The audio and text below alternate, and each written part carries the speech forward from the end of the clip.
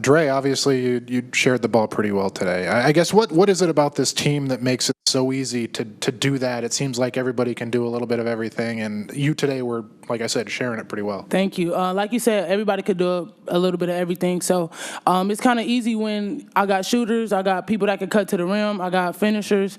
We got, like you said, people all around. So it's easy to share the ball. It's easy to see the open person. And I just give it to them, and they go ahead and score. So.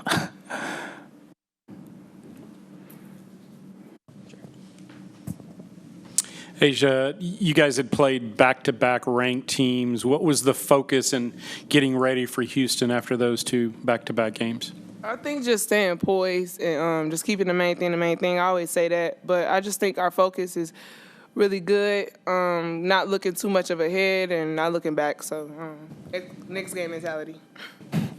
Asia, you also had, I think you had a run where you scored like 9 or 10 points in a row, and I think you had matched your season high. So just kind of what went into that kind of hot streak for you? I don't know, just coming off the bench, I had to adapt, of course, but just bringing energy when we needed it off the bench. That was my main focus today. So. Dre, I wanted to talk about Yaya. Obviously, she's not at the podium, but how stoked were you guys for her when she got that free throw? I saw the bench. It was pretty live over there. Oh, yeah, we were super excited. It was a little bit of talking going on, a little bit of chirping, so we were super excited. Our bench, we love cheering for each other, so we already knew what was coming. We knew she needed to hit the free throw, so we were just super excited. Kind of going along with that, obviously, she's been really good for your bench this year. Kind of what's her impact been coming into this program and just being kind of that spark plug? Man, she brings a big impact. A lot of teams, when they go to their bench, they kind of dip off. We don't have no dip off. When she comes in, she just keeps it going. She brings the energy defensively. She scores for us offensively. She can pass the ball as well. So she just brings a lot of good energy. She's somebody that could start for us as well. So, just knowing that we can have more than one person coming off the bench that's a starter for us. Like I said, she just brings that energy and that dog mentality. So. This for Dre. Obviously, against TCU, y'all didn't get off to a great start. Was that a big emphasis today? Yeah, we kind of didn't really think about that. But I think for us, TCU game, we just didn't come off to a big start. It was a new gym, a new stadium, so we had to get used to shooting that ball. But in the second half, we came back, and again, we just that's something that we harp on, just having good energy, shooting the ball well. That's something that we can do. And like I said before, everybody can get hot, anybody can score. So if one person's not hitting, we pass it to the next person. They probably gonna hit, and if they don't hit, we got 3 more people that can hit. So we just go down the line and have fun. Hey, guys, in the back, just kind of open up for both of y'all. All your games this season, most of them have just been dominating victories, being undefeated. How do you keep that motivation going, that chip on your shoulder as we go deeper into the season?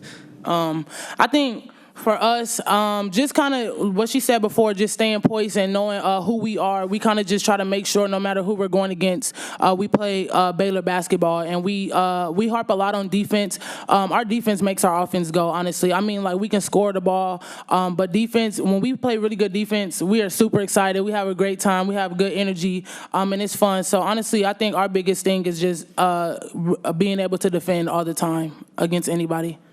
Asia, I think I saw you tweeted the Foster feels different. Did it feel different again today? I know second game playing here, but was there any difference?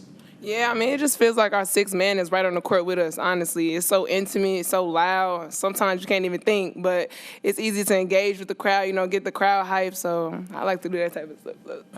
I'll start with Yaya. For her to kind of score like she did at Ohio and then kind of come in here and embrace her role off the bench and finally get to that 1,000-point mark, what does that say about her as a person and a teammate and all of it? Yeah, first of all, she's so fun to coach. A pretty emotional kid, but she wants to do what you want her to do, and she's embraced this program. She's embraced this team. She's embraced winning.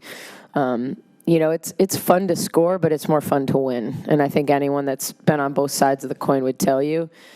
Yaya has been so efficient for us this year because she plays alongside really good players, and she doesn't force things. And you can see why, to me, the fourth quarter looked like she was back at Ohio just trying to do too much. And that was on me because I was trying to get her to 1,000 here at home, in front of our crowd. But it's always even painful for me because I know what an explosive athlete she is and I know how good she is. But I always want us to look good. I want ball movement. I want player movement.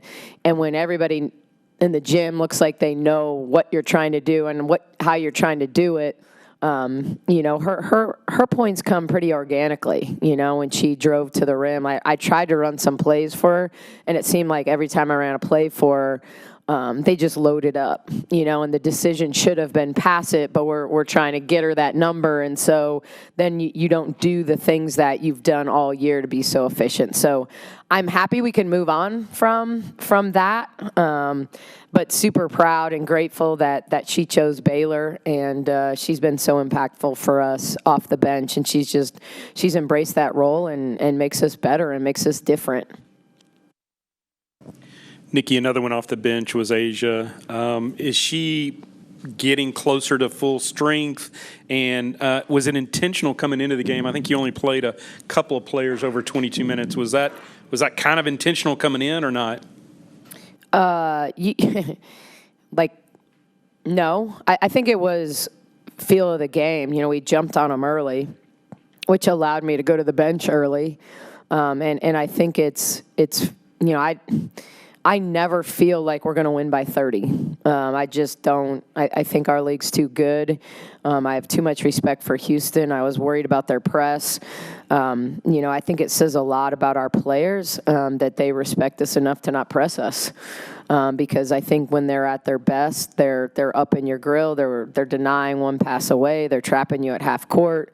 And so when we didn't see that and we could kind of freely run offense, I was surprised, honestly, by that because I think they really can turn the volume up. And, I don't feel like a lot of our turnovers were like self-inflicted rather than being caught in a bunch of traps. But I think they can create, and it goes to show you based on like points off turnovers, because so often for them, they create turnovers. Their turnovers create paint points. Their paint points, they get downhill. They get to the foul line. So we knew wins and losses. It was rebounding, paint points, and free throws. And so, those were our key focuses. And I don't take anyone for granted. So I'm never thinking in a conference game that I'm going to get to play all of my bench. But certainly as the game unfolded, I asked Sarah if she wanted to play in the fourth quarter, because I thought she'd earned the right for me to ask her that question. I really didn't want her to play because I think as much rest as I can get for her, that's great. But I also know she played 13 minutes.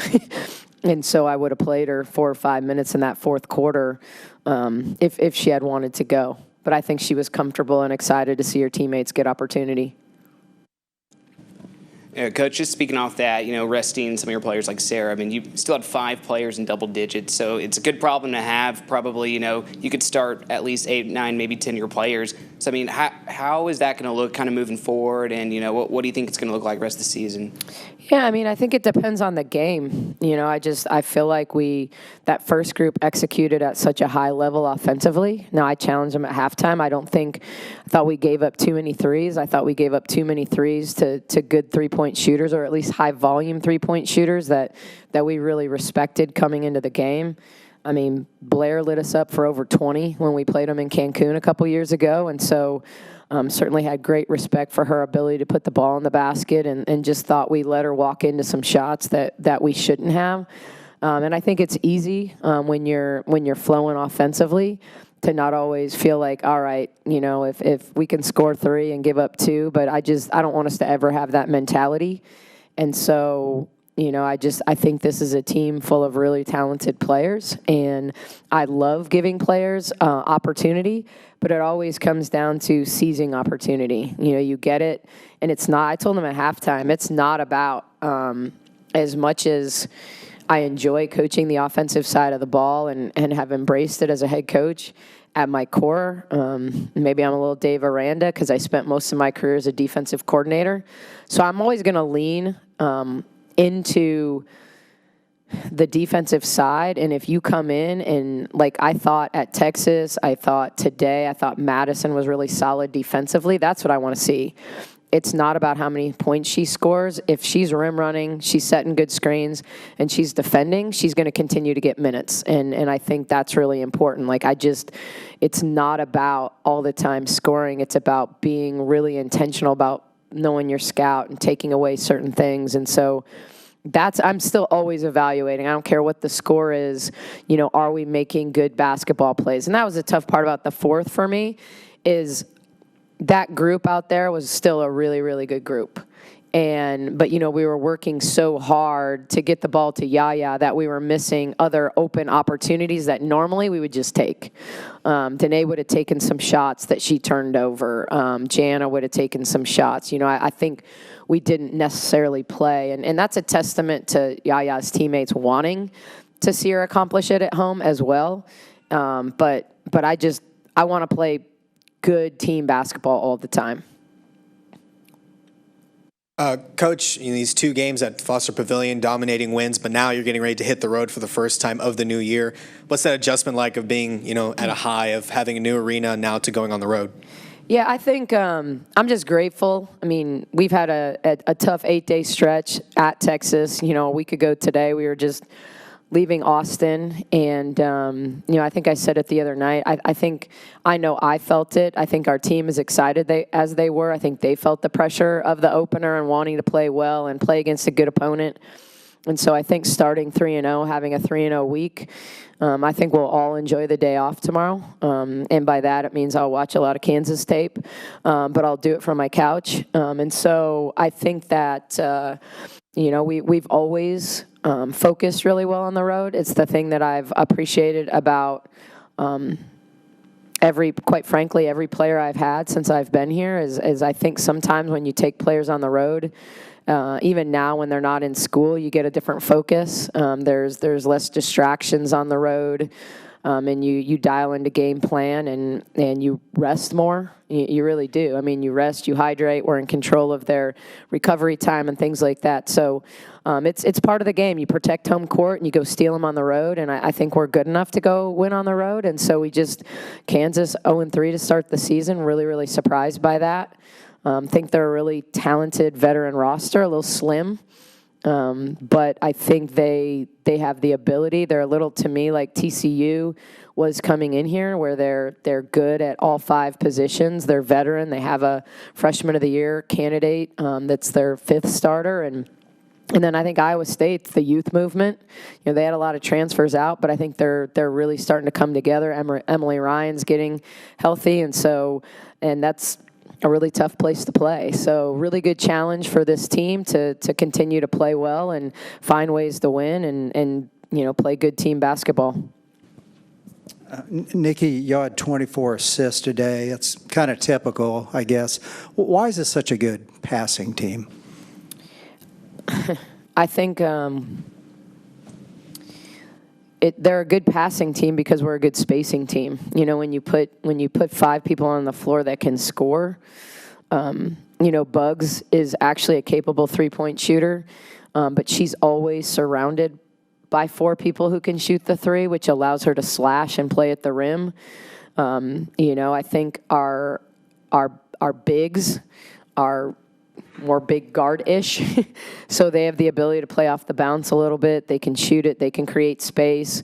And so I thought a big part of the early part of the game was, Dre, I think, had 5 early assists in the game, and it was a slip past the Bugs because they were switching 1 through 4. She made a good read there.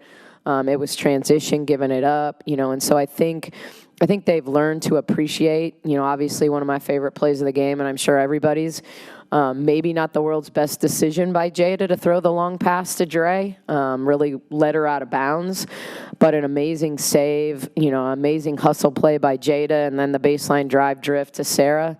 You could see how excited they got because of how they shared the basketball. One, you want to reward your rim runner. Point guards always need to reward their rim runners. And so I think that's what Jada was thinking. Dre's running, I want to give it to her. But I think it's about making the right play, making the next best play. And I think we're getting so much better still as the season gets along. As good as we've been from the start, I think we continue to make strides. Like, Bella has been so hot at times this season that she hasn't always made the one more pass because she likes to shoot and she's pretty good at it. But I thought, even the last 2 games, she's done a really good job of seeing the rotation to the one more pass. She got an assist to Asia in the last game. I think she got another assist today to Asia or someone early. So just want them to think like that. I want them to always think good to great.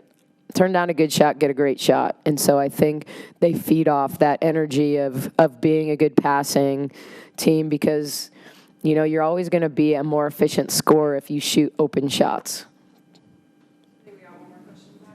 Yeah, Nikki, kind of going along off of that, you said they get excited with plays like that. What's so special about this group, kind of the unselfishness about it? Maybe compared to teams that you've coached in the past, it seems like this group is super, super close. They are, and I think they know, they're all really good individually, but they're all so much better collectively, and I think when you embrace that idea of, we have really, really talented players in our program, but maybe we don't have the number 2 pick in the WNBA draft this year. But, it was hard to guard Liz, but most people knew who I was going to go to in those situations. Now we play to the best matchup. We play to the hot player. We play, and it means you have to be unselfish at times. There's no doubt that Sarah took a lot more shots last year. But right now, Sarah's being more efficient than she's ever been in her career, and she's just getting better and better at that. As quite frankly, I think she gets healthier and healthier coming off a long off season where she wasn't. But I think it starts with her. It starts with her and Asia and Dre and. Dre's played in an NCAA tournament. Sarah doesn't know anything but the NCAA tournament, but Asia's never played in an NCAA tournament. Like, as good as she was at Missouri, as many individual accolades as she has, she wants to win. She wants that experience. Yaya didn't make an NCAA tournament. And so, we've got some kids that are, I think, truly enjoying winning and, whatever that means. And it doesn't mean that they're 100% happy, that they don't score a few more points or don't get a few more rebounds, but I think they recognize that it can always be their turn the next time, and so I think that's really important. Bugs, I thought, played really well in the last game but didn't score a lot, and then all of a sudden this game, just to start the game, the flow of what we did, she was the one open. There was no Sedona Prince, in the middle of the lane there to like smack it all over the gym. And so, it's what does the defense give us? What are our opponent's strengths and weaknesses, and how do we take advantage of those? And so I think that's what this team continues to get better at, figuring out who we're playing, being us, but finding ways to be us based on who we're playing.